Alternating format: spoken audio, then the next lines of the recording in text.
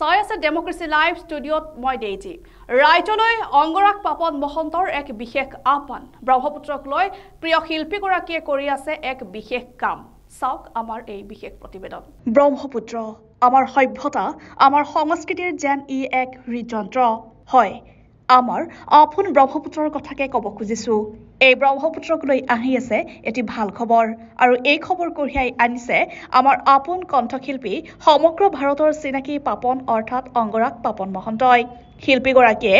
অসমীয়া জাতীয় আয়ুস ৰেখা ব্ৰহ্মপুত্ৰক লৈ এখন বিশেষ তথ্যচিত্ৰ নিৰ্মাণৰ পৰিকল্পনা কৰিছে নমস্কাৰ সবকে এটা বৰ ধুনীয়া এটা মোমেন্ট শেয়াৰ কৰো this is like a dream I'm living, I think, started to live. Hopun বহুত যুগৰ মই এটো এটা বহুত বছৰ পৰা মই ভাবি থৈছিলো যে চকচোন আমি ক'ত আছো এখন হল ব্ৰহ্মপুত্ৰ আৰু এইখন নাৱত মই ওলাইছো হল 3 দিন হল আমি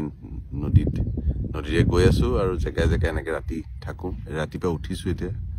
শুই উঠি পেলাই মই বোলো এইখিনি দেখুৱা আপোনালোকক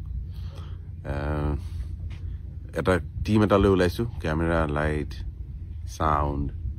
বিভিন্ন মানুহ বম্বেৰ পৰা আহিছে মোৰ লগত এটো বহু বছৰৰ সপোন আছিল যে মই আমাৰ এখন নদী এনেকুৱা নদী মই যেহেতু মই ঘূৰিয়ে ফুৰো আপোনালোকে বহুতে জানে বহু নদী দেখিছো বহু জায়গা দেখিছো পৃথিৱীত এনেকুৱা নদী নাই এনেকুৱা জায়গা নাই মোৰ মতে গতিকে সেই বস্তুটো দেখাবলৈ মন মানুহক মই ভাবিছিলো কেতিয়া সক্ষম হ'ম কাৰণ কি নিজেও ডাউটটো হৈ থাকে কিমান পাৰিম কিমান নোৱাৰিম আৰু খুব এখন ইন্টাৰনেশ্যনেল কোৱালিটিৰ এখন ডকুমেণ্টাৰী এখন ফিল্ম কৰিব মন আছিলে হেখন কৰিবলৈ বৰ পুতুককে নোৱাৰি বহুত বস্তু কৰিব লাগে গতিকে ওলাইছো আগবাঢ়ি আৰু শিল্পীগৰাকীয়ে এই পৰিকল্পনাক বাস্তৱ ৰূপ দিয়াৰ উদ্দেশ্যে এখন যন্ত্ৰচালিত নাওত উঠি যাত্ৰা আৰম্ভ কৰিছে ব্ৰহ্মপুত্ৰৰ বুকুত লগত আছে মুম্বাইৰ পৰা অহা সুদক্ষ কলাকুশলীসকল আমাৰ যিখিনি নদী কাষত মই নদীখনত নাওখন লৈ ওলাইছো এইখন লৈ মই সদিয়াপাত ঘূৰিলে যাম আগুৱাই যাম আৰু ইয়াত মই য'ত যি জেগাত ৰম ক'বাত কি পাম নাজানো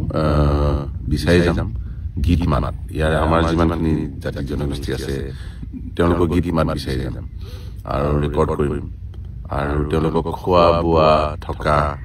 গোটেইখিনি তেওঁলোকৰ জুৱেলাৰী তেওঁলোকৰ কাপোৰ তেওঁলোকৰ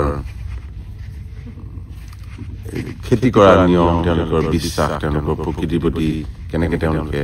কি কৰি যিটো ৰিলেশ্যন আছে নেচাৰৰ লগত সেইটো কেনেকৈ কৰে সেইখিনি ডকুমেণ্ট কৰিব লাগে কাৰণ আৰু এটা কথা হৈছে দিনে দিনে বস্তুবোৰ নাইকিয়া হৈ গৈছে মই এই 3-4 বছৰ আগতে 2021ত এখন সৰু নাওলৈ ওলাইছিলো এইটো কামৰ কাৰণে নোৱাৰিলো কিছুমান কথাত যেহেতু নিজে কৰি আছো বহুত কিছুমান চেলেঞ্জেছ আছে তাত আমি দুটা আইলেণ্ড দ্বীপ দুটালৈ গৈছিলো লাইকা দধিয়া লাইকালৈ বুলি ওলাইছিলো আচলতে কিবা কিন্তু লাইকাখন উঠি গুচি গ'ল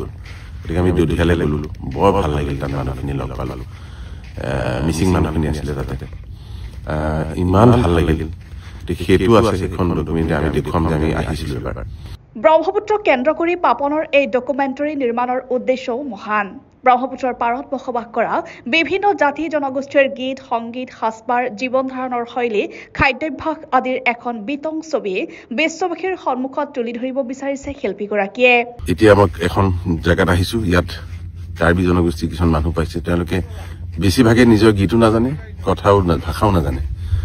সেইটো হেৰাই গৈ আছে গতিকে এই কথা ভাষা সুৰ এইখিনিতো আছে তাৰ লগতে গীত মাতবোৰো কেনেকুৱা কিমান দিন থাকে নাজানো সেইটো এটা ৰখাটো দৰকাৰ আৰু সবতকৈ দৰকাৰ পৃথিৱীখনক মই দেখুৱাব খুজিছো আমি ক'ৰ পৰা হওঁ গতিকে মই এটা অলৰেডি আমি কিছুমান গীত ৰিচাৰ্চ কৰি আছো কাৰ কি কি গীত আছে এই ক্ষেত্ৰত পাপনে বিচাৰিছে ৰাইজৰ সহযোগ ছ'চিয়েল মিডিয়া যোগে বিভিন্ন জাতি জনগোষ্ঠীৰ লগত জড়িত তথ্যপাতি যোগান ধৰি তেওঁক সহযোগ কৰিবলৈ সকলোৰে প্ৰতি আহ্বান জনাইছে জনতাৰ প্ৰিয় শিল্পীগৰাকীয়ে যদি আপোনালোকে মই ভাবিলো এনেকৈ অনলাইন আহি ৰিকুৱেষ্ট কৰিলে ভাল হ'ব নেকি যদি আপোনালোকে যে য'ত আছে কিবা যদি গীত মাত আছে আমাৰ নৈ কাষত থকা যিমান জাতি জনগোষ্ঠী আছে মই পাইছো অলৰেডি কিন্তু মই আৰু কিবা আৰু যদি ৰ ফৰ্মত পাওঁ আৰু নুশুনা গীত পাওঁ সেইকাৰণে মই ভিডিঅ'টো কৰিলো আপোনালোকে অসমৰ কোণত গোটেই নদীখনৰ কাষত শদিয়াৰ পৰা ধুবুৰীলৈ যি ধৰণৰ গীত মাতৰ চলন চলি আছে যি আছে মইতো চবলৈ একেবাৰে যাব নোৱাৰিম বিচাৰি গতিকে মই হলো এনেকে অনুৰোধ কৰোঁ আপোনালোকে যদি পাৰে যিয়ে য'ত ভাল পায় যে এইটো গীত একেবাৰে থলুৱা শুনিবলৈ অমুক এজন আছেগে গায় আইতা এজন আছে কোনোবাই গায় ভাল বৰ্তা এজন আছে তেওঁ গায় তেনেকুৱা যদি মানুহ আছে তেনেকুৱা গীত আছে মই ইয়াত লিখি দিম মোৰ ইমেইলটো আৰু ফোন নাম্বাৰ এটা দিম তালে যদি হোৱাটছএপ কৰে বা ইমেইল কৰে গীত মাতৰ টুকুৰা মই মানে হেৰাই যাব খোজা বা মই ঢুকি নোপোৱা জেগালে কিছুমান যদি বস্তু মই পাওঁ সেইখিনি মই বিচাৰি যাবলৈ বিচাৰিছো এই ক্ষেত্ৰত যোগাযোগৰ বাবে এক নম্বৰো শ্বেয়াৰ কৰিছে পাপনে ব্ৰহ্মপুত্ৰ সম্পৰ্কীয় বিভিন্ন তথ্য তথা সাংস্কৃতিক সমল 8652152057 নম্বৰত প্ৰেৰণ কৰিবলৈ অনুৰোধ জনাইছে শিল্পীগৰাকীয়ে অথবা ইমেইল কৰিব পাৰে team@papon.in ছ'চিয়েল মিডিয়া যোগে পাপনে লিখিছে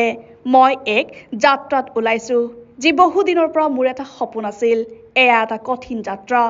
বহুবোৰ কাৰণতে কঠিন নিজৰ কৰ্মময় বা ব্যস্ততাপূৰ্ণ জীৱনৰ পৰা সময় উলিয়াই ব্ৰহ্মপুত্ৰ সভ্যতাৰ অপৰিচিত সহজতে নুশুনা বা হেৰাই যোৱাৰ উপক্ৰম হোৱা আৰু আমাৰ অপূৰ্ব চহকী সংগীত আৰু সংস্কৃতি বিশ্বৰ আগত তুলি ধৰাৰ বাবে সংৰক্ষণ আৰু প্ৰচাৰ কৰাৰ চেষ্টা কৰিছো অনুগ্ৰহ কৰি আপুনি যদি তেনে কোনো গীত বা সংস্কৃতিৰ কথা আমাৰ লগত শ্বেয়াৰ কৰিব বিচাৰে গীতসমূহ তলত দিয়া নম্বৰটোত হোৱাটছআপ কৰক বা আমাৰ ইমেইল ঠিকনাত পঠাওক সকলোকে এই ভিডিঅ'টো শ্বেয়াৰ কৰিবলৈ অনুৰোধ জনাইছো হোৱাটছআপ নম্বৰ 8652152057 ইমেইল team@papon.in পাপনৰ এই মহান উদ্দেশ্য সফল হওক আমিও তাকেই কামনা কৰিছো নিজৰ সংগীত জীৱনৰ যথেষ্ট ব্যস্ততাৰ মাজতো পাপনে ব্ৰহ্মপুত্ৰৰ মাধ্যমত অসম আৰু অসমীয়াক বিশ্বৰ মঞ্চত তুলি ধৰিবলৈ কৰা এই প্ৰয়াস কেৱল প্ৰশংসনীয় নহয় ই এক জাতিটোৰ সন্মুখত আদৰ্শও